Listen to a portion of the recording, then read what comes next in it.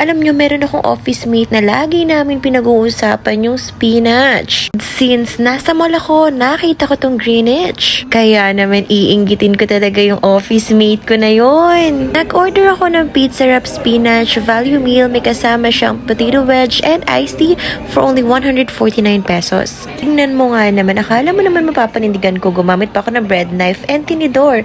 Pero na-realize ko, mas masarap pag kinakamay. In fairness naman dito sa pizza wrap spinach ha, masarap siya and very creamy.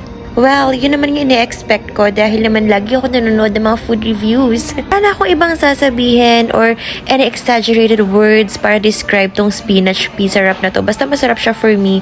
And also, habang kumakain ako dyan, na-realize ko na ang sarap-sarap talagang kumain mag-isa. After a long time, ngayon lang ako ulit nakataka sa family ko and kumain mag-isa. Anyway, ang ganda ng lipstick ko dyan. Maybelline yan. Bye!